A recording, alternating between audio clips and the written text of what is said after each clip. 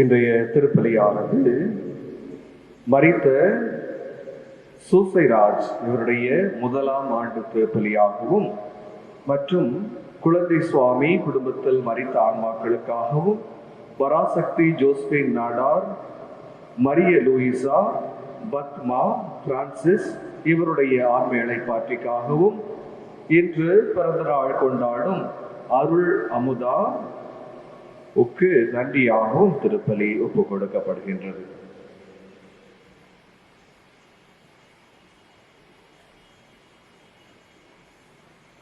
தந்தை மகன் தூய ஆவியாரின் பெயராலே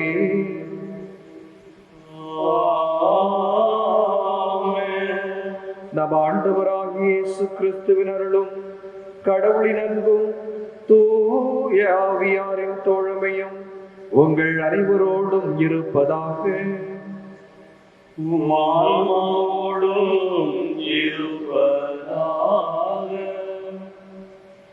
அன்புக்குரியவர்களே, இன்று பொதுக்காலம் 12ஆம் ஞாயிறை கொண்டாடுகின்றோம். திருப்பலியில் நாம் தகுந்த முறையில் பங்கு கொள்ள தடையாக இருக்கக்கூடிய குற்றங்கள், குறைகள், பாவங்களை நினைத்து இறைவனிடம் மன்னிப்பை வேண்டுவோம்.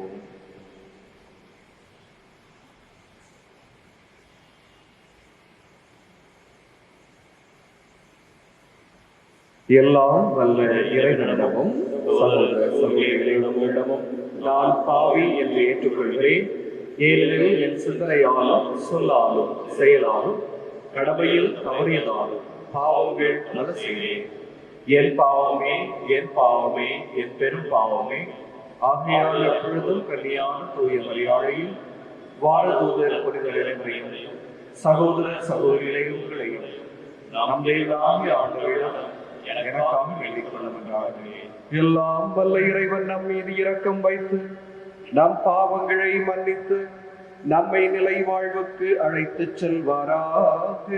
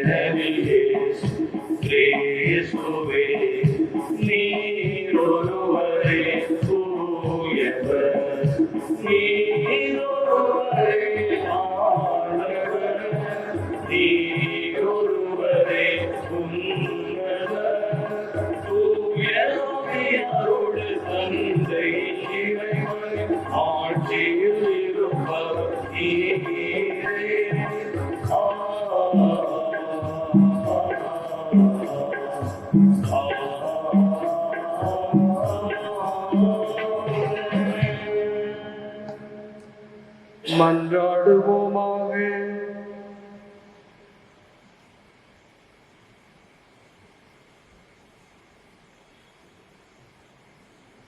ஆண்டவரே, உம்மையே நம்பி உம்முடைய அன்பில் நிலைத்திருப்பவர்களை நீர் என்றும் கைவிடுவதில்லை. இவ்வாறு நாங்கள் உமது திருப்பெயரை எக்காலத்திலும் போற்றவும் உம்மை அன்பு செய்யவும் எங்களுக்கு அருள்வீராக. உமோடு தூய ஆவியாரின் ஒன்றிப்பில் இறைவனாய் என்றென்றும் வாழ்ந்து ஆட்சி செய்கின்ற அவர் வழியாக உம்மை மன்றாடுகின்றோம்.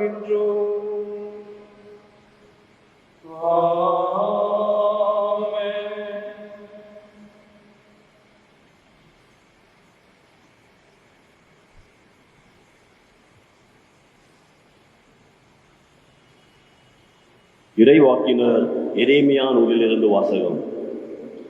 எரேமியா கூறியது, சுற்றிலும் ஒரே திகில் என்று பலரும் பேசிக் கொள்கின்றார்கள். பழி சுமத்துங்கள், வாருங்கள், அவன் மேல் பழி சுமத்துவோம் என்கிறார்கள். என் நண்பர்கள் கூட என் வீழ்ச்சிக்காக காத்திருக்கிறார்கள். ஒருவேளை அவன் மயங்கி விடுவான், நாம் அவன் மேல் வெற்றி கொண்டு அவனை பழி தீர்த்துக் கொள்ளலாம் என்கிறார்கள். ஆனால் ஆண்டவர் வலிமை வாய்ந்த வீரரைப் போல என்னோடு இருக்கின்றார். எனவே என்னை துன்புறுத்துவோர் இடறி விழுவர், அவர்கள் வெற்றி கொள்ள மாட்டார்கள். அவர்கள் விவேகத்தோடு செயல்படவில்லை. அவர்களின் அவமானம் என்றும் நிலைத்திருக்கும், அது மறக்கப்படாது. படைகளின் ஆண்டவரே, நேர்மையாளரை சோதித்து அறிபவரும் உள்ளூர் வகை இதய சிந்தனைகளையும் அறிபவரும் நீரே.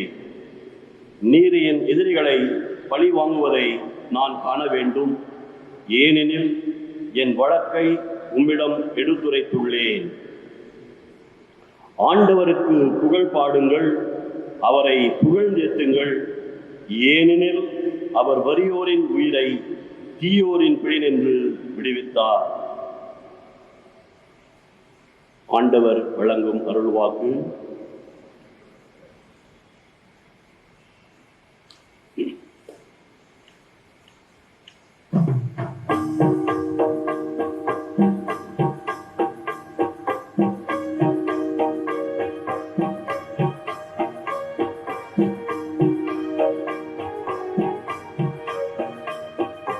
கடவுளே, உமது பேரன்பின் பெருக்கினார் எனக்கு பதில் மொழி தாரும்.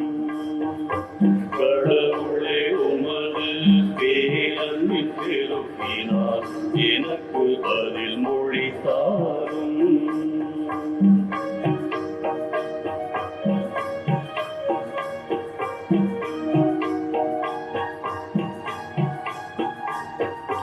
ஏனெனில் உம் பொருட்டே நான் இழிவை ஏற்றேன், வெட்கக்கேடு என் முகத்தை மூடிவிட்டது. ஏனெனில் உம் பொருட்டே நான் இழிவை ஏற்றேன், வெட்கக்கேடு என் முகத்தை மூடிவிட்டது. என் சகோதரருக்கு வேற்று மனிதனானே, என் தாயின் மக்களுக்கு அயலானானே, என் தாயின் மக்களுக்கு அயலானானே. கடவுளே, உமது பேரன்பின் பெருக்கினார் எனக்கு பதில் மொழி தாரும். கடவுளே, உமது பேரன்பின் பெருக்கினார் எனக்கு பதில் மொழி தாரும்.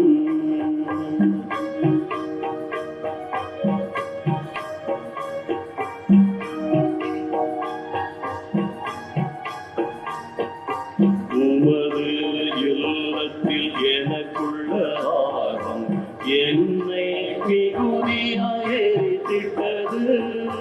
உமது இல்லத்தில் எனக்குள்ள ஆர்வம் என்னை மிகுதியாய் எரித்திட்டது.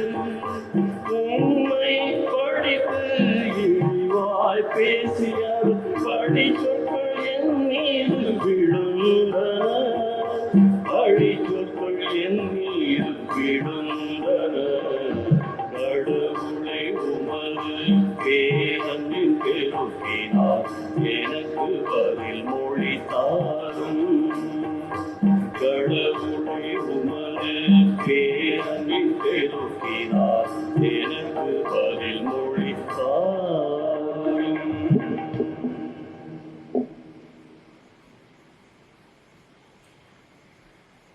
திருத்தூதர் பவுல் ரோமியருக்கு எழுதிய திருமுகத்திலிருந்து வாசகம். சகோதரர் சகோதரிகளே, ஒரே ஒரு மனிதன் வழியாய் பாவம் இந்த உலகத்தில் நுழைந்தது, அந்த பாவத்தின் வழியாய் சாவு வந்தது. அதுபோலவே எல்லா மனிதரும் பாவம் செய்ததால் எல்லா மனிதரையும் சாவு கவி கொண்டது. திருச்சட்டம் தரப்படும் முன்பும் உலகில் பாவம் இருந்தது. ஆனால் சட்டம் இல்லாத போது அது பாவமாக கருதப்படவில்லை.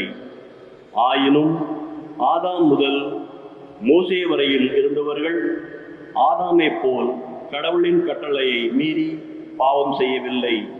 எனினும் சாவு அவர்கள் மீதும் ஆட்சி செலுத்திற்று. இந்த ஆதாம் வரவிருந்தவருக்கு முன்னடையாளமாய் இருக்கிறார். ஆனால் குற்றத்தின் தன்மை வேறு, அருள் கொடையின் தன்மை வேறு. எவ்வாறெனில், ஒருவர் செய்த குற்றத்தால் பலரும் இறந்தனர். ஆனால் கடவுளின் அருளும் இயேசு கிறிஸ்து என்னும் ஒரே மனிதரின் வழியாய் வரும் அருள் கொடையும் பலருக்கும் மிகுதியாய் கிடைத்தது. ஆண்டவர் வழங்கும் அருள்வாக்கு.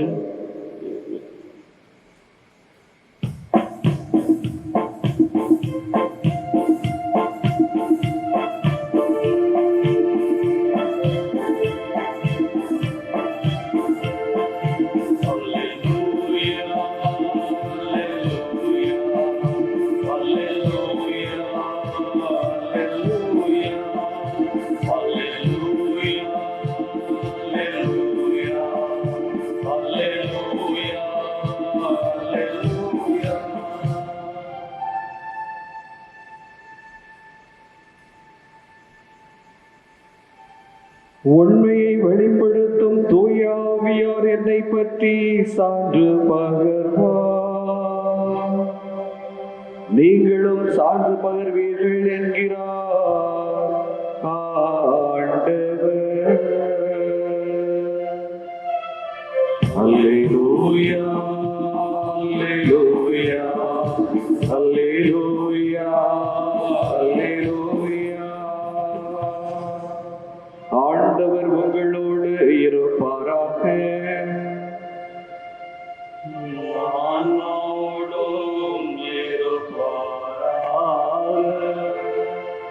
மத்தேயு எழுதிய நற்செய்தியிலிருந்து வாசகம்.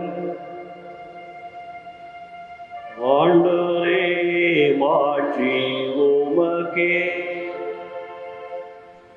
அக்காலத்தில் இயேசு தம் சீடர்களை நோக்கி கூறியது: உடலை மட்டும் கொல்பவர்களுக்கு அஞ்ச வேண்டாம். ஏனெனில் வெளிப்படாதவாறு மூடியிருப்பது ஒன்றுமில்லை, அறிய முடியாதவாறு மறைந்திருப்பதும் ஒன்றுமில்லை. நான் உங்களுக்கு இருளில் சொல்வதை நீங்கள் ஒளியில் கூறுங்கள். காதோடு காதாய் கேட்பதை வீட்டின் மேல் தளத்தில் அறிவியுங்கள். ஆன்மாவை கொல்ல இயலாமல் உடலை மட்டும் கொல்பவர்களுக்கு அஞ்ச வேண்டாம். ஆன்மாவையும் உடலையும் நரகத்தில் அழிக்க வல்லவருக்கே அஞ்சுங்கள். காசுக்கு 2 சிட்டுக்குருவிகள் நிற்பதில்லையா? எனினும் அவற்றுள் ஒன்று கூட உங்கள் தந்தையின் விருப்பமின்றி தரையில் விழாது. உங்கள் தலைமுடி எல்லாம் எண்ணப்பட்டிருக்கின்றது.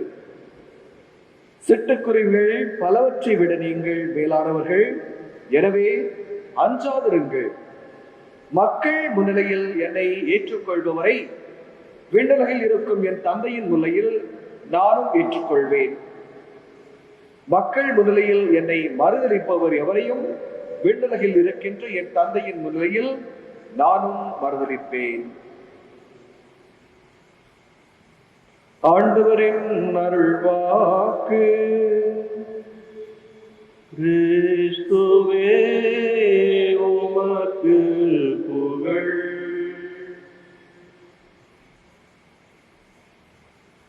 இயேசுவில் அன்புக்குரியவர்களே, ஹிட்லரை பற்றி நாம் கேள்விப்பட்டிருக்கின்றோம் பலரும்.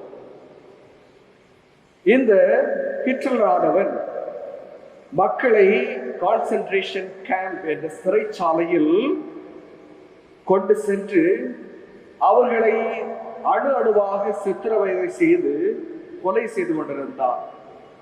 அவன் எப்படி கொலை செய்தார்? யாராவது ஏதாவது தவறு செய்தால் அவர்களை துப்பாக்கியால் சுடுவதும், ஒரு அறையில் பூட்டி வைத்து அங்கே கேஸ் சேம்பர், அதில் அந்த வாயுவை செலுத்தி மூச்சு திணறல் செய்து மக்களை கொலை செய்தார். அப்படி கொன்று குவித்துக் கொண்டிருக்கக்கூடிய அந்த சிறைச்சாலையிலே வாழ்ந்த ஒரு மனிதர், இவருடைய பேர் விக்டர் பிராங்கல். இவர் ஒரு மனோதத்துவ மருத்துவர். இவர் அந்த சிறைச்சாலையில் இருக்கும் போது எல்லா விதமான வேதனைகளையும் பட்டார். அந்த வேதனைகளை கடந்து அவர் ஹிட்லர் இறந்த பிறகு சிறைச்சாலையை விட்டு வெளியே வந்தார். அவர் வந்த பிறகு பல புத்தகங்களை எழுதினார். ஆனால் அதில் ஒரு புத்தகம் மிகவும் அதிகமாக விற்பனையானது. அந்த புத்தகத்தின் பேர் மேன்ஸ் சர்ச் ஃபார் மீனிங், அதாவது மனிதன் தன்னுடைய வாழ்வின் அர்த்தத்தை தேடுகின்றார். அந்த புத்தகத்தில் அவர் எழுதிய ஒரு முக்கிய கருத்து என்னவென்றால், நாம் எந்த சூழலில் இருந்தாலும், அந்த சிறைச்சாலையில் அவர் இருந்த போதும், அங்கு பல கொடுமைகளுக்கு ஆளாக்கப்பட்ட போதும், அவர் தன்னுடைய சுதந்திரத்தை இழந்த நிலையிலும் ஒரே ஒரு சுதந்திரத்தை எவரும் அவரிலிருந்து பிரிக்க முடியவில்லை. அந்த சுதந்திரம் என்னவென்றால், நான் கஷ்டப்படக்கூடிய இந்த சூழ்நிலையிலும் மகிழ்ச்சியாக வாழ்வதும் அல்லது துக்கப்பட்டு வாழ்வதும் அந்த சுதந்திரம் என்னை பொறுத்ததுதான். யாரும் அந்த சுதந்திரத்தை என்னிடமிருந்து பிரிக்க முடியாது என்பதைத்தான் அவர் அந்த புத்தகத்தில் கூறியிருந்தார். அன்புக்குரியவர்களே, நமக்கு பல சோதனைகள், வேதனைகள், வருத்தங்கள், துன்பங்கள், நோய்கள், நொடிகள் வரலாம். அப்படி வரும்போது அதை நினைத்து அதே சூழ்நிலையிலிருந்து நான் துன்பப்பட்டும் வாழலாம், அதே சூழலில் இருக்கக்கூடிய ஒரு மனிதன் இன்பமாகவும் வாழலாம். அந்த துன்பமும் இன்பமும் நம்முடைய கையில் இருக்கின்றது என்பதை அந்த அறிஞர், அந்த மருத்துவர் விக்டர் பிராங்கல் கூறினார். அன்புக்குரியவர்களே, இன்றைய சூழ்நிலையில் பலரும் இந்த கொரோனா வைரஸால் பாதிக்கப்பட்டு என்னுடைய உயிர் போய்விடுமோ என்ற பயத்தில் வாழ்கின்றீர்கள், வாழ்ந்து கொண்டு இருக்கின்றோம். அதை தவிர்க்க வேண்டும். நேற்று கூட ஒரு பெண்மணியானவள், தினமும் கோயிலுக்கு வரக்கூடியவங்க, எல்லா ஜப கூட்டத்துக்கு போகக்கூடியவங்க, தொலைபேசியில் தொடர்பு கொண்டு அழ ஆரம்பித்தார்கள். ஃபாதர், ஒரே அழு, என்னம்மா ஆச்சு சொல்லிட்டு கேட்டேன். ஃபாதர், என்னுடைய பில்டிங்க்கு மேல, எனக்கு மேல உள்ள ஃப்ளோர்ல உள்ள ஒரு ஆளுக்கு கொரோனா வைரஸ் வந்துருச்சு ஃபாதர், அதனால ஒரே பயமா இருக்கு. ஜன்னலை திறந்தானா அந்த வைரஸ் உள்ள வந்து எனக்கு வந்துருமா அப்படின்னு சொல்லிட்டு பயந்து ஆழ ஆரம்பித்தார்கள். நான் சொன்னேன், கொரோனா வைரஸ் நீங்க ஜன்னல் திறந்தா வராது. யாராவது வந்து உங்ககிட்ட வந்து பேசி, ஒரு மீட்டர் டிஸ்டன்ஸ் உள்ள இருந்து பேசி, அவர்களிருந்து வரக்கூடிய மூச்சு காற்றிலிருந்து நீங்கள் பக்கத்தில் இருந்தால் மட்டும்தான் வரும். அதனால கவலைப்பட வேண்டாம். இன்னும் ஒரு சகோதரி, இந்த கொரோனா வைரஸால் பாதிக்கப்பட்டவர், ஒரு மருத்துவமனைக்கு போய் அங்கு இருந்தார். அங்கு இருந்து 14 நாட்கள் முடிந்து வீட்டிற்கு வந்த பிறகு அவரிடம் கேட்டேன், உங்களுடைய அனுபவம் எப்படி இருந்தது என்று. அப்பொழுது அவர் கூறினார், அங்கு பலரும் வந்தார்கள், நானும் போனேன். முதல்ல ஆம்புலன்ஸ்ல யாரும் போது எனக்கும் பயமா இருந்துச்சு, என்ன நடக்க போகுதோ என்ற ஒரு பயம். அந்த பயத்தோட நான் அந்த ஹாஸ்பிட்டலுக்கு போனேன். அந்த ஹாஸ்பிட்டல்ல இருக்கும்போது பலர் வந்தாங்க. வரக்கூடிய மற்ற எல்லோருமே யார் எல்லாம் தைரியமாக வந்தார்களோ அவர்கள் எல்லாம் 2-3 நாட்களில் வீடு திரும்பினார்கள். யாரெல்லாம் பயத்தோடு வந்தார்களோ அவர்கள் 14 நாட்கள் வைக்கப்பட்டு அதன் பின்புதான் வெளியே சென்றார்கள். அன்புக்குரியவர்களே, நம்முடைய சூழ்நிலை எந்த சூழ்நிலையாக இருந்தாலும் அந்த சூழ்நிலையில் சுதந்திரமாக நான் மகிழ்ச்சியாக வாழ வேண்டியது என்னுடைய கையில் இருக்கின்றது என்று நம்பக்கூடியவர்களுக்கு உண்மையான மகிழ்ச்சி கிடைக்கும். ஆனால் இந்த மகிழ்ச்சி மட்டும் நிறைவு பெற்ற மகிழ்ச்சியாக இருக்க முடியாது. அந்த மகிழ்ச்சி பெருமகிழ்ச்சியாக வர வேண்டும் என்றால் நாம் இறைவனோடு இணைந்திருந்தால் மட்டுமே அந்த மகிழ்ச்சி பெருமகிழ்ச்சியாக வரும். இன்றைய நற்செய்தி வாசகத்திலும் இயேசு கூறுவது இதுவே, அஞ்ச வேண்டாம், உடலை மட்டும் கொல்பவர்களுக்காக அஞ்ச வேண்டாம், உடலையும் ஆன்மாவையும் கொல்லக்கூடியவருக்காக அஞ்சுங்கள். ஆக உடலை கொல்லுபவருக்கு அஞ்ச வேண்டாம் என்று முதலாக இறைவனுடைய படிப்பினையை, இயேசுடைய படிப்பினையை எடுத்து சென்றவர்கள் அவருடைய அப்போஸ்தலர்கள். அவர்கள் அவர்களுடைய வாழ்க்கைக்காக என்றுமே அஞ்சியதில்லை. அவர்கள் மகிழ்ச்சியாக இருந்தார்கள். கொலை செய்யப்பட்டார்கள், துன்பப்படுத்தப்பட்டார்கள். ஆனால் அவர்கள் கொலை செய்யப்படும் போதும் துன்பப்படப்படக்கூடிய நேரத்திலும் அவர்கள் மகிழ்ச்சியாக இருந்தார்கள். மகிழ்ச்சியுடைய காரணம் யாராக இருந்தார் என்றால் இயேசு கிறிஸ்து. இயேசு இறந்து உயிர்த்தார் என்ற மகிழ்ச்சி அவருடைய உள்ளங்களில் நிறைந்திருந்ததால் அவர்கள் துன்பப்பட்ட போதும் மகிழ்ச்சியாக துன்பப்பட்டார்கள். இயேசுவுக்காக நாங்கள் துன்பப்படுகின்றோம், இயேசுவுக்காக மரிக்கின்றோம் என்று மகிழ்ச்சியாக இருந்தார்கள். அது பெருமகிழ்ச்சியாக இருந்தது. ஏனென்றால் அவருடைய வாழ்க்கை இயேசுவுக்காக வாழ்ந்தார்கள். கன்னியாகுமரி மாவட்டத்தில் பிறந்த ஒரு நபர், அவருடைய பேர் தேவசகாயம் பிள்ளை, நீலகண்ட பிள்ளை என்ற ஒரு இந்து மதத்தை சார்ந்தவர். அவர் இயேசுவை விசுவசித்து கிறிஸ்தவ மதத்தில் மாறுவதற்காக மாறினார். பிறகு தேவசகாயம் பிள்ளை என்று தன்னுடைய பெயரை மாற்றிக்கொண்டார். மிக விரைவிலே அவருக்கு புத்தர் பட்டம் கொடுக்க இருக்கின்றார்கள்.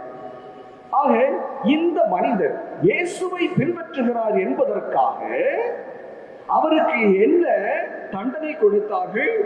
எருக்களை மாலையை அவர்களுக்கு கழுத்தில் அணிவித்து எருமை மாட்டின் மேல் ஏற்றி வைத்து அவர்களை ஊர் ஊராக அவரே கொண்டு சென்றார். அப்படி துன்பமும் இழிவும் பட்ட அந்த நேரத்தில் கூட அவர் என்ன செய்தார் என்றால், இயேசுவை அறிந்து கொண்டேன், நான் இந்த கஷ்டப்பட்டாலும் ஒவ்வொரு ஊருக்கு நான் செல்லும் போதும் இயேசுவை பற்றி மற்றவர்களுக்கு பறைசாற்றுவேன் என்று இறைவனுடைய வார்த்தையை அவர் எடுத்து கூறினார். எடுத்து கூறிக்கொண்டே ஒவ்வொருவருக்கும் இயேசுவை பற்றிய நற்செய்தியை போதித்துக் கொண்டு சென்றார். மறைசாட்சியாக மரித்தார். அதிலும் அவருக்கு மகிழ்ச்சி இருந்தது. உடல் வேதனைப்படுகின்றது, ஆனால் அந்த வேதனையிலும் நாம் இறைவனை, நான் பெற்ற அந்த இறைவனுடைய மகிழ்ச்சியை, அவருடைய அன்பை மற்றவர்களுக்கு பகிர்ந்து கொடுக்க வேண்டும் என்று அவர் நினைத்தார். அதனால் அவருடைய துன்பத்தில் கூட இன்பத்தை அவரால் காண முடிந்தது. அன்புக்குரியவர்களே, நாம் இறைவனுடைய வார்த்தையை எடுத்து நாம் மற்றவர்களுக்கு போதிக்கும் போது இந்த பெருமகிழ்ச்சி என்று நான் கூறிய அந்த மகிழ்ச்சி நம்முள் நிலைத்திருக்கும். இறைவனுடைய வார்த்தையை நம்முடைய வாழ்க்கையில் வாழ்வாக்கும் போதும், அந்த வார்த்தையை எடுத்து மற்றவர்களுக்கு பகிர்ந்து கொடுக்கும் போதும் இந்த மகிழ்ச்சி, இந்த பெருமகிழ்ச்சியாகிய இயேசுவின் மகிழ்ச்சி நம்மோடு தங்கி இருக்கும். இறைவனுடைய வார்த்தை எப்படிப்பட்டதாக இருந்தது? இன்றைய முதல் வாசகத்தில் எரேமியா எழுதிய அந்த முதல் வாசகத்தில் அவர் கூறுவது என்னவென்றால், எனக்கு துன்பம் வருகின்றது, எல்லோரும் என்னை இழிவுபடுத்துகின்றார்கள், இருந்த போதும் இறைவனுடைய வார்த்தையை நான் எடுத்து கூறுகின்றேன். அந்த 20ஆம் அதிகாரம் எரேமியா முழுவதுமாக வாசிக்கும் போது இதைத்தான் நாம் வாசிக்க கேட்கின்றோம். என்ன துன்பம் வந்தாலும் என்னுடைய பகைவர்கள் வீர்வார்கள் எப்பொழுதுமே இயேசுதான் நிலைத்திருப்பார், கடவுளுடைய வார்த்தை தான் நிலைத்திருக்கும். இந்த வார்த்தை என்பது என்ன அன்புக்குரியவர்களே?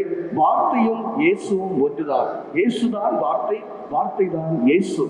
பல வேளைகளில் நாம் இதை மறந்து விடுகின்றோம். இயேசு யோவான் நற்செய்தி எழுதக்கூடியது, யோவான் நற்செய்தி எழுதப்பட்டது. தொடக்கத்தில் வார்த்தை இருந்தது, அந்த வார்த்தை கடவுளோடு இருந்தது, அந்த வார்த்தை கடவுளாகவும் இருந்தது. தொடக்கத்தில் கடவுள் இந்த உலகத்தை படைக்கும் போது வார்த்தை வழியாக படைத்தார். ஒளி உண்டாகுக என்று தன்னுடைய வார்த்தையை அவர் கூறினார். அது போலவே பழைய ஏற்பாட்டில் உள்ள அனைத்து இறைவாக்கினர்களுக்கும் கடவுளுடைய வார்த்தை அருளப்பட்டது. அந்த வார்த்தை என்னவென்றால் இயேசு கிறிஸ்து தான். அந்த வார்த்தை அன்னை மரியாளுக்கும் கொடுக்கப்பட்டது. அன்னை மரியாள், உனக்கு ஒரு பிள்ளை கிடைக்கும், அந்த பிள்ளைக்கு இயேசு என்று பெயரிடுவார் என்ற இறைவனுடைய வார்த்தை அன்னை மரியாளுக்கு கிடைத்தது. அந்த வார்த்தையை அவர் ஏற்றுக்கொண்டதால் யோவான் நற்செய்தி 1ஆம் அதிகாரம் 14வது வசனத்தில் நாம் வாசிக்க கேட்கின்றோம், வார்த்தை மனு உருவானார், நம்மிடையே குடிகொண்டார். ஆக இந்த வார்த்தை என்பது இயேசு கிறிஸ்து. அவர் அன்னை மரியாளுடைய வயிற்றில் வந்து ஒரு மனித உருவாக பிறந்தார். அதே வார்த்தை தான் அன்புக்குரியவர்களே எல்லா சீடர்களுக்கும், திருத்தூதர்களுக்கும், புனிதர்களுக்கும் கொடுக்கப்பட்ட அந்த வார்த்தை இயேசுவே வார்த்தை. வெறும் வார்த்தையில் உயிர் இருக்காது. இயேசுவோடு கலந்த வார்த்தையில் நாம் இருக்கும் போது அது உயிருள்ள வார்த்தையாக இருக்கின்றது. நானும் இயேசுடைய வார்த்தையை, இறைவனுடைய சித்தத்தை ஏற்றுக்கொண்டு என்னுடைய வாழ்க்கையை ஒரு குருவானவராக மாற வேண்டும் என்று என்னிடம் அந்த வார்த்தை வந்து கொண்டே இருந்தது. ஆனால் இந்த வார்த்தையை முழுமையாக்கப்பட்டு ஒரு குருவானவராக ஆவதற்கு நான் விரும்பாமல் தள்ளி சென்றதுண்டு. அது எப்படி என்றால், நான் 7ஆம் வகுப்பு படித்துக் கொண்டிருக்கும் போது குருஸ்தி வாகரன் என்ற ஒரு மனிதர், அவர் எங்களுடைய ஊரில் வந்து இறை வார்த்தையை பற்றி போதித்தார். அப்பொழுது அவர் சொன்ன ஒரு சாட்சி, எப்படி அவர் கடவுளால் அழைக்கப்பட்டார் என்ற சாட்சியை நான் உங்களுக்கு கூறுகின்றேன். ஒரு நாள் திருப்பலி பார்த்து கொண்டிருக்கும் போது விசுவாசத்தின் மறைபொருள் என்று அந்த குருவாரர் கூறிய உடனே எல்லோரும் இணைந்து நீர் வருமளவும் உமது மரணத்தை அறிக்கையிடுகின்றோம், உயிர்ப்பையும் எடுத்துரைக்கின்றோம் என்று எல்லோரும் கூறும்போது அவரும் கூறினார். அப்படி கூறும்போது கடவுளுடைய வார்த்தை அவருடைய உள்ளத்தில் வந்தது. நீ எப்பொழுது என்னுடைய வார்த்தையை எடுத்துரைக்கின்றார், என்னுடைய இறப்பையும் உயிர்ப்பையும் எங்கு நீ நிறைவு கூர்ந்து மக்களுக்கு எடுத்துச் சொல்கின்றாய் என்ற ஒரு வார்த்தை அவருடைய மனதில் வந்து பதிந்தது. அந்த வார்த்தையை கேட்டு இறைவனுடைய வார்த்தையை எடுத்துரைக்க வேண்டும் என்று அவர் சென்றார். இந்த வார்த்தை அவருடைய இந்த ஒரு டெஸ்டிமனி, அவருடைய டெஸ்டிமனி கேட்ட பிறகு நான் நினைத்தேன், இதே போல் கோயிலில் நானும் ஜெபம் பண்ணிட்டு இருக்கும் போது திருப்பலியில இதே வார்த்தைகளை நானும் சொன்னேன்னா கடவுள் என்னை கூப்பிட்டுருவாரே என்ற ஒரு பயத்துல அவர் சொன்ன அந்த சாட்சி சொன்ன பிறகு நான் பங்கு கொண்ட அனைத்து திருப்பலிகளிலுமே விசுவாசத்தின் மறைபொருள் என்று ஒரு குருவானவர் கூறும்போது நான் அதற்கு பதிலே சொல்ல மாட்டேன். ஏனென்றால் நான் பதில் சொன்னால் என்னையும் இயேசு அழைத்து விடுவார் என்ற பயத்தினால். ஆனால் இயேசுவுக்கு தெரியும் எப்பொழுது அழைக்க வேண்டும் என்று. அவருடைய அழைப்பு வார்த்தை வழியாக வரும்போது எனக்கு மட்டுமல்ல அன்புக்குரியவர்களே, இந்த திருப்பலியை கண்டுகொண்டிருக்கக்கூடிய ஒவ்வொருவருக்கும் அந்த அழைப்பு வரும்போது, இறைவனுடைய அழைப்பு வரும்போது அதை விட்டு ஓட முடியாது. ஆகிய இயேசுவில் அன்புக்குரியவர்களே, வார்த்தையை நம்முடைய வாழ்க்கையில் வாழ்வாக்கப்பட்டு அதை நாம் எடுத்துரைக்கும் போது மட்டுமே நம்முடைய மிகுதியான மகிழ்ச்சி நிலைத்திருக்கும். ஆக நாம் பயப்பட வேண்டாம். நாம் மகிழ்ச்சியாக வாழ்வதற்கு நம்முடைய சிந்தையே முதல் படிக்கட்டாக இருக்கும். எனவே நான் மகிழ்ச்சியாக வாழ்வதும் நான் கவலையாக வாழ்வதும் என்னை பொறுத்தது என்பதை நாம் உணர்வோம். இரண்டாவதாக, இந்த மகிழ்ச்சி நிறைவான மகிழ்ச்சியாக வர வேண்டும் என்றால் இயேசு கிறிஸ்து மட்டும்தான் அந்த நிறைவான மகிழ்ச்சியை நமக்கு தர வேண்டும் என்பதை உணர்வோம். இந்த நிறைவான மகிழ்ச்சி என்றுமே நம்மோடு பயணிக்க வேண்டும் என்றால் நாம் இறைவனுடைய வார்த்தையின்படி வாழக்கூடியவர்களாகவும் அந்த வார்த்தையை மற்றவர்களுக்கு எடுத்துச் சொல்லக்கூடியவர்களாகவும் இருந்தால் மட்டுமே இந்த நிறைவான மகிழ்ச்சி நம்மோடு தங்கி இருக்கும். எனவே இதை உணர்ந்தவர்களாக நாம் தொடர்ந்து ஜெபிப்போம். இறை மகிழ்ச்சியில் நிரப்பப்படுவோம். ஆமென்.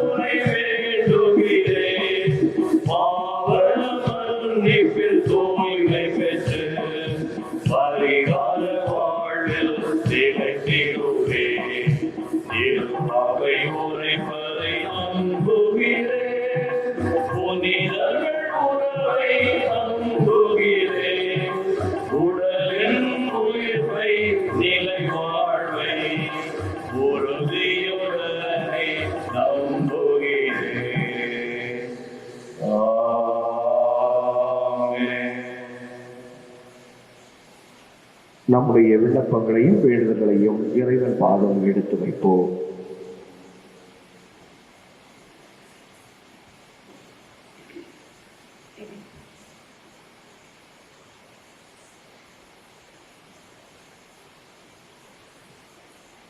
அன்பு தந்தையே இறைவா, எங்கள் திருத்தந்தை, ஆயர்கள், குருக்கள், கண்ணியர் அனைவரும் இந்த நெருக்கடியான துன்ப நேரத்திலும் உமது அருளை நிறைவாக பெற்று உமது மந்தையாகிய எங்களையும் பலப்படுத்தி திடப்படுத்த அருள் தர வேண்டும் என்று உம்மை மன்றாடுகிறோம். ஆண்டவரே, எங்கள் மன்றாட்டை கேட்டருளும். அன்பு இறைவா, எங்கள் நாட்டை ஆளும் தலைவர்களுக்கு ஞானத்தையும் விவேகத்தையும் தந்து நாட்டை எதிர்கொள்ளும் எல்லா பிரச்சனைகளிலும் உமது அருளை தந்து அவர்களை வழிநடத்த வேண்டும் என்று உம்மை மன்றாடுகிறோம். ஆண்டவரே, எங்கள் மன்றாட்டை கேட்டருளும். அஞ்சாதீர்கள் என்று சொன்ன நல்ல ஆண்டவரே, இந்த இக்கட்டான சூழ்நிலையிலும் நாங்கள் உமது வார்த்தையிலே நிலைத்திருந்து உம்மிடத்திலே எங்களை முழுவதுமாக அர்ப்பணித்து உமது அருளால் கிருபையால் நாங்கள் எல்லா தடைகளையும் பிரச்சனைகளையும் மேற்கொண்டு நாங்கள் மகிழ்ச்சியோடு வாழ அருள் தர வேண்டும் என்று உம்மை மன்றாடுகிறோம். ஆண்டவரே, எங்கள் மன்றாட்டை கேட்டருளும். அன்பு தந்தையே இறைவா, எங்கள் பங்கில் உள்ள முதியோர்கள், உடல் நலமற்றோர் அனைவருக்கும் நீரே ஆறுதல் தந்து அவர்களை பலப்படுத்தி தேற்ற வேண்டும் என்று உம்மை மன்றாடுகிறோம். ஆண்டவரே, எங்கள் மன்றாட்டை கேட்டருளும். நம்முடைய ஒவ்வொருடைய தனிப்பட்ட தேவைகளுக்காகவும் மௌனமாக இறைவனிடம் மன்றாடுவோம்.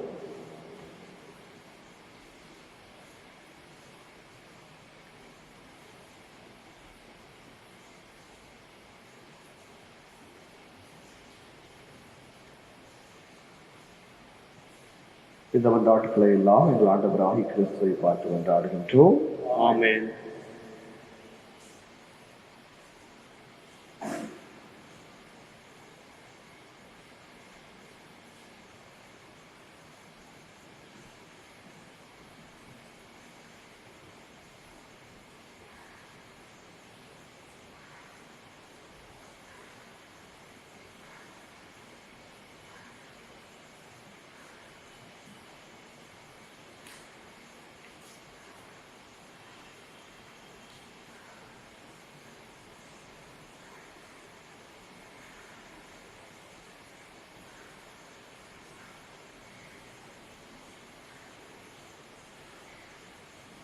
ஆண்டவரே, அனைத்துலக இறைவா, நீர் வாழ்த்த பெறுவீராக. ஏனெனில் உமது வல்லமையிலிருந்து நாங்கள் இந்த அப்பத்தை பெற்றுள்ளோம். நிலத்தின் விளைவும் மனித உழைக்கும் பயனுமான இந்த அப்பத்தை உமக்கு ஒப்புக் கொடுக்கின்றோம். இது எங்களுக்கு வாழ்வு தரும் அப்பமாக மாறும். இறைவன் நின்று வாழ்த்து பெறுவாராக. ஆண்டவரே, அனைத்துலக இறைவா, நீர் வாழ்த்த பெறுவீராக. ஏனெனில் உமது வல்லமையிலிருந்து நாங்கள் இந்த ரசத்தை பெற்றுள்ளோம். திராட்சை செடியும் மனித உழைக்கும் பயனுமான இந்த ரசத்தை உமக்கு ஒப்புக் கொடுக்கின்றோம். இது எங்கள் ஆன்மபானமாக மாறும். இறைவன் நின்று வாழ்த்து பெறுவாராக.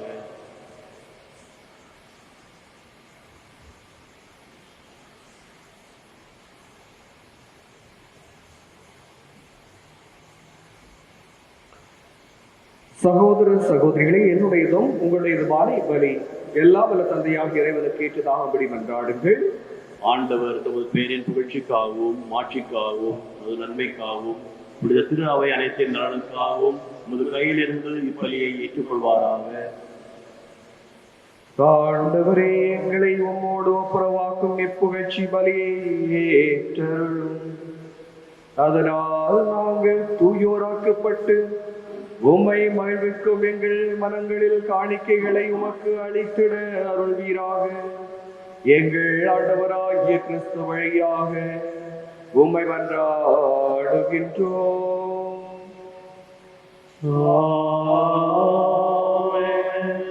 ஆண்டவர் உங்களோடு இருப்பாராக.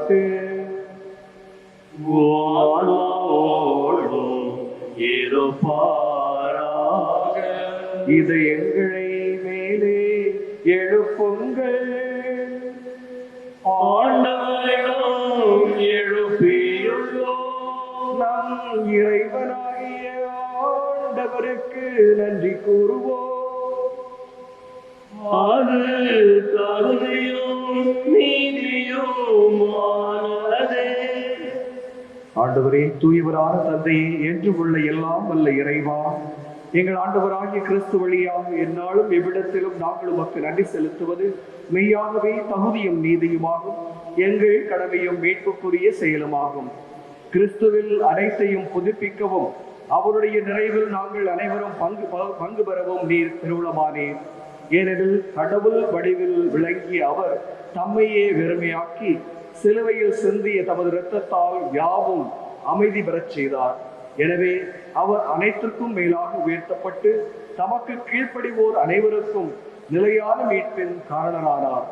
ஆகவே வானதூதர் முதன்மை வானதூதரோடும் அரியணையில் அமர்வோர் தலைமை தாங்குவோரோடும் வான்படைகள் அணிகள் அனைத்தோடும் சேர்ந்து நாங்களும் உமது ஆட்சியை புகழ்ந்து பாடி முடிவின்றி சொல்வதாவது: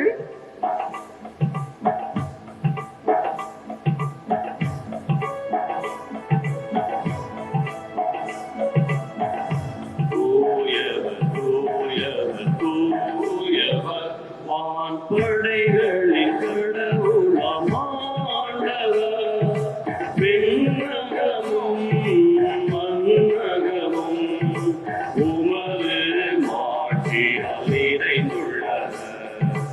உன்னதங்களிலே ஓசன்னா, உன்னதங்களிலே ஓசன்னா. ஆண்டவர் பெயரால் வருகிறவர் ஆசி பெற்றவர்.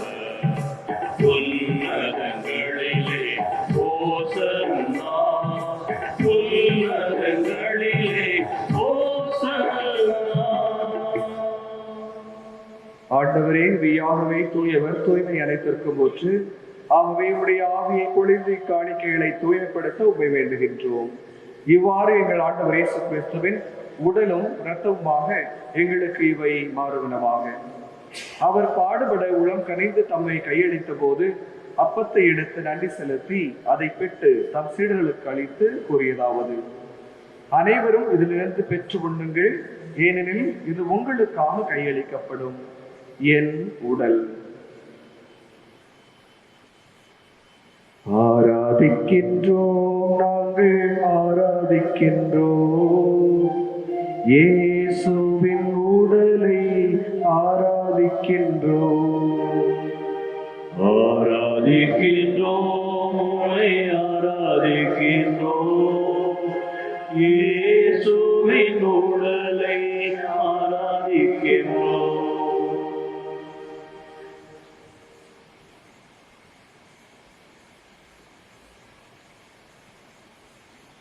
அவனுமே இரவு விருந்தை அருந்திய பின் கிண்ணத்தை எடுத்து மீண்டும் உமக்கு நன்றி கூறி தம் சீடர்களுக்கு அளித்து அவர் கூறியதாவது: அனைவரும் இதிலிருந்து பெற்று பருகுங்கள், ஏனெனில் இது புதிய நிலையான உடன்படிக்கைக்கு உரிய என் இரத்தத்தின் கிண்ணம். இது பாவ மன்னிப்புக்கென்று உங்களுக்காகவும் பலருக்காகவும் சிந்தப்படும். இதை என் நினைவாக செய்யுங்கள். ஆராதிக்கின்றோம், நாங்கள் ஆராதிக்கின்றோம் இயேசுவின் இரத்தத்தை ஆராதிக்கின்றோம். ஆராதிக்கின்றோம், நாங்கள் ஆராதிக்கின்றோம் இயேசுவின் இரத்தத்தை ஆராதிக்கின்றோம்.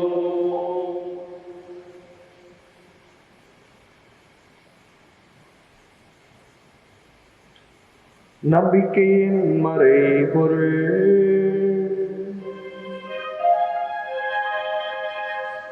ஆண்டவரே,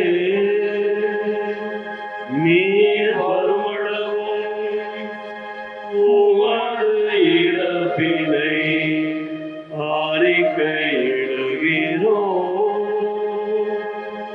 உமது உயிர்ப்பையும் எடுத்துரைக்கின்றோம். ஆகவே ஆண்டவரை நாங்கள் கிறிஸ்துவின் இறப்பினையும் உயிர்ப்பினையும் நினைவு கூர்ந்து வாழ்வு தரும் அப்பத்தையும் மீட்பளிக்கும் கிண்ணத்தையும் ஒப்புக் கொடுக்கின்றோம். உம் திருமண் என்று ஊழியம் புரிய தகுந்தவர்கள் என எங்களை ஏற்றுக்கொண்டு, எனவே உமக்கு நன்றி செலுத்துகின்றோம். மேலும் கிறிஸ்துவின் உடலிலும் இரத்தத்திலும் பங்கு கொள்ளும் எங்களை தூய ஆவியார் ஒன்று சேர்க்க வேண்டும் என உமை தாழ்மையுடன் மன்றாடுகின்றோம். ஆண்டவரே, உலகெங்கும் பரவி இருக்கும் உமது திரு அவையை நினைவு கூர்ந்தருளும். எங்கள் திருத்தந்தை பிரான்சிஸ், எங்கள் ஆயர் ஆஸ்வல் கிரேஷியஸ், எல்லா திருநிலையாளர்கள் ஆகிய அனைவரோடும் உமது திரு அவை அன்பில் நிறைவுறச் செய்துள்ளோம். மேலும் உயிர்த்தலும் எதிர்நோக்குடன் துயில் கொள்ளும் எங்கள் சகோதர சகோதரிகளையும் இறந்தோர் அனைவரையும் இரக்கத்துடன் நினைவு கூர்ந்து உமது திருமுக ஒளியினுள் ஏற்றருளும். எங்கள் அனைவர் மீது இரக்கமாயிரும். கடவுளின் கன்னித்தாயான புனித மரியா, அவருடைய கணவரான புனித யோசேப்பு, புனித திருத்தூதர்கள், இவ்வுலகில் உமக்கு உகந்தவராய் இருந்தோராகிய புனிதர் அனைவருடனும் நாங்கள் நிலை வாழ்வில் பங்கு கொள்ளும் தகுதி பெற்று உம் திருமகன் இயேசு கிறிஸ்து வழியாக உம்மை புகழ்ந்தேத்து மரமருள உம்மை மன்றாடுகின்றோம்.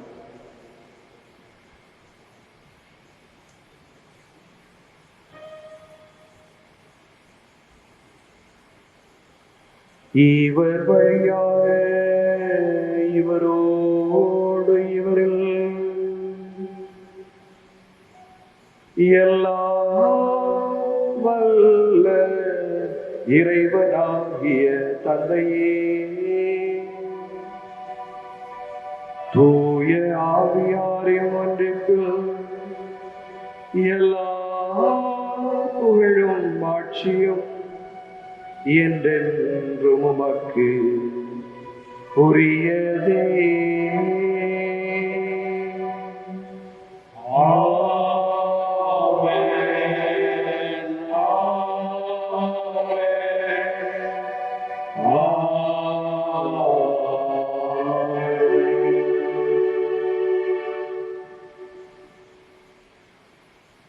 மீட்பரின் கட்டளையால் கற்பிக்கப்பட்டு இறை படிப்பினையால் பயிற்சி பெற்ற நாம் துடித்து சொல்வோம். விடுதலைக்கிற எங்கள் தந்தையே, உமது பெயர் தூயது என போற்றப் பெறுக. உமது ஆட்சி வருக. உமது திருவுளம் விண்ணுலகில் நிறைவேறுவது போல மண்ணுலகிலும் நிறைவேறுக. எங்கள் அன்றாட உணவை இன்று எங்களுக்கு தாரும். எங்களுக்கு எதிராக குற்றம் செய்வோரை நாங்கள் மன்னிப்பது போல எங்கள் குற்றங்களை மன்னியும். எங்களை சோதனைக்கு உட்படுத்தாதேயும், தீமையிலிருந்து எங்களை விடுவித்தருளும். ஆண்டவரே, தீமை அனைத்திலிருந்தும் எங்களை விடுவித்து எங்கள் வாழ்நாளில் அமைதியை கனிவுடன் அருளும் மன்றாடுகின்றோம். உமது இரக்கத்தின் உதவியால் நாங்கள் பாவத்திலிருந்து எப்போதும் விடுதலை பெற்று யாதொரு கலக்கமுமின்றி நலமாயிருப்போமாக. நாங்கள் எதிர்நோக்கி இருக்கும் பேரின்பத்திற்காகவும் என் மீட்பராகிய இயேசு கிறிஸ்துவின் வருகைக்காகவும் காத்திருக்கின்றோம். ஏனெனில் ஆட்சியும் வல்லமையும் மாட்சியும் என்றென்றும் உமதே. ஆண்டவராகிய இயேசு கிறிஸ்துவே, அமைதியை உங்களுக்கு விட்டுச் செல்கின்றேன், என் அமைதியே உங்களுக்கு அளிக்கின்றேன் என்று உம் திருத்தூதர்களுக்கு மொழிந்தீரே. எங்கள் பாவங்களை பாராமல் உமது திரு அவையின் நம்பிக்கையை கண்ணோக்கி உமது திருவுளத்திற்கு ஏற்ப அதற்கு அமைதியையும் ஒற்றுமையும் அளித்திருந்தீராக. என்று வாழ்ந்து ஆட்சி செய்கின்றவர் நீரே. ஆமென். ஆண்டவருடைய அமைதி உங்களோடு என்றும் இருப்பதாக.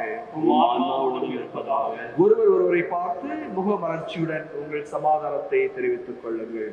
சமாதானம்.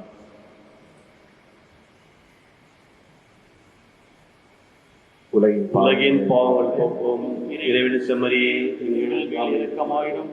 உலகின் பாவங்களை போக்கும் இறைவனின் செம்மறியே, எங்கள் மேல் இரக்கமாயிரும். உலகின் பாவங்களை போக்கும் இறைவனின் செம்மறியே, எங்களுக்கு அமைதியை அளித்தருளும்.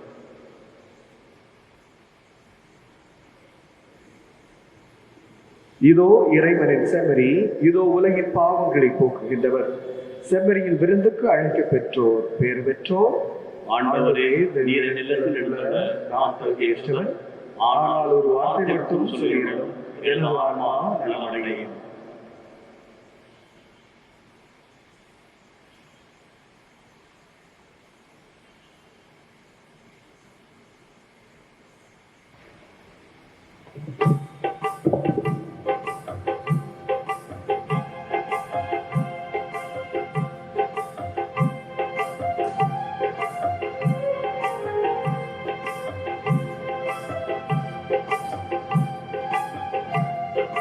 இயேசு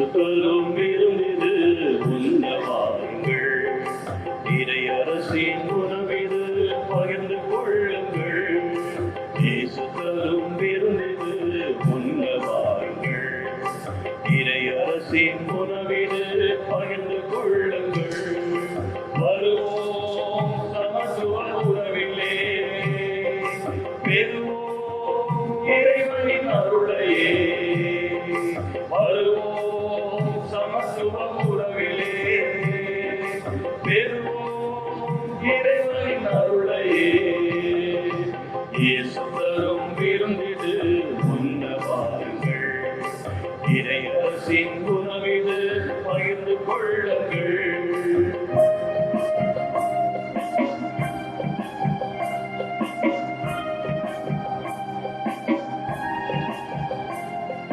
பாலை நிலத்திலே பசியை போக்கவே மண்ணில் வந்தது மன்னா உணவு.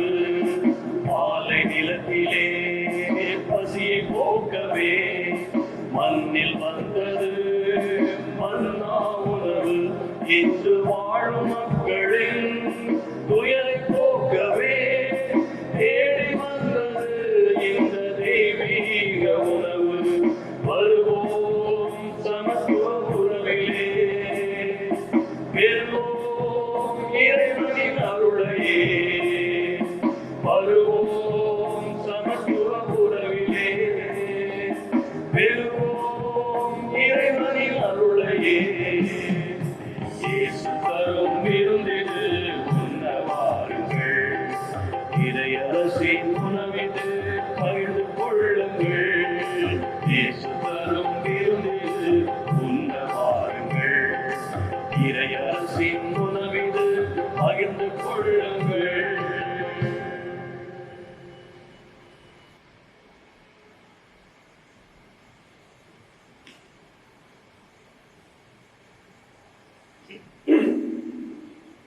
மன்றாடுவோமாக.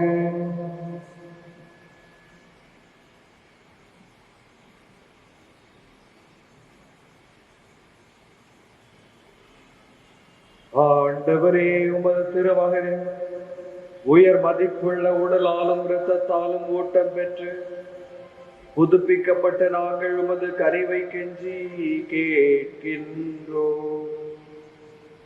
இறை பற்றுடன் நாங்கள் அடிக்கடி நிறைவேற்றும் இப்பலிகளின் பயனாக எங்கள் மீட்பை உறுதியாய் கண்டடைய செய்வீராக.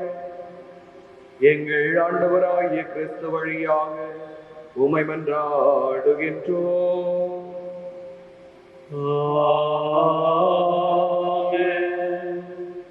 அன்புக்குரியவர்களே, கடந்த வாரம் கூறியது போலவே இந்த வாரமும் யாரெல்லாம் இந்த திருப்பலை பார்த்துக் கொண்டிருக்கிறீர்களோ அவர்கள் சப்ஸ்கிரைப் பண்ணவில்லை என்றால் இன்று இப்பொழுதே சப்ஸ்கிரைப் பண்ணுங்க. அது போலவே இந்த லாக்டவுன் நேரத்தில் நம்முடைய குடும்பங்களில் இணைந்து ஜெபிக்கக்கூடிய ஒரு வாய்ப்பை கடவுள் நமக்கு தந்திருக்கின்றார். பல குடும்பங்களில் ஜெபமாலை செய்ய ஆரம்பித்திருக்கின்றோம். அது போலவே நாம் எல்லோருமே அன்னை மரியாளோடு இணைந்து நாம் ஜெபத்திலும் இறைவனை புகழ்வதிலும் நாம் இருந்தால் நம்முடைய குடும்பங்கள் நிறைவான மகிழ்ச்சியை பெறும். எனவே தொடர்ந்து நாம் குடும்பத்தில் ஜெபம் செய்வோம். இறைவன் நம் ஒவ்வொருவரையும் ஆசீர்வதிப்பாராக. ஆண்டவர் உங்களோடு இருப்பாராக. உம் ஆன்மாவோடும் இருப்பாராக. எல்லாம் வல்ல இறைவன் தந்தை, மகன், தூய ஆவியார் உங்களை ஆசீர்வதிப்பாராக.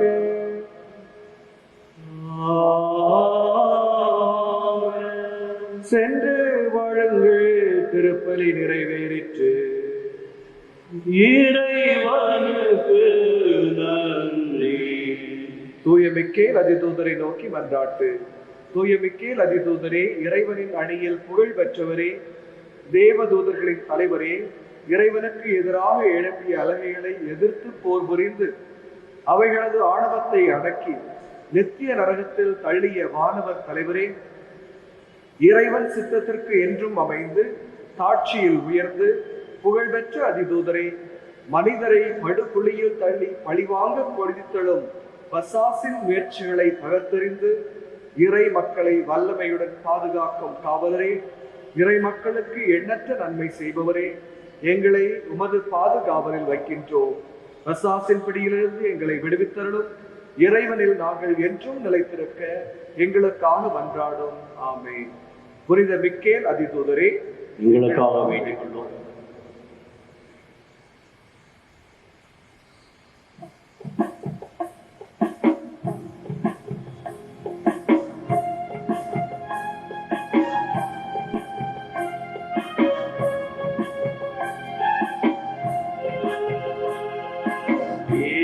இயேசுவின் பிள்ளைகள் நாங்கள்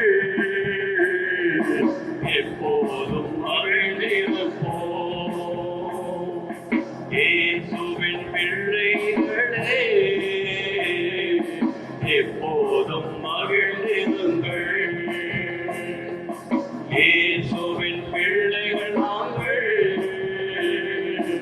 எப்போதும் மகிழ்ந்திருப்போம். இயேசுவின் பிள்ளைகளே தேசரின் படி போருங்கள்.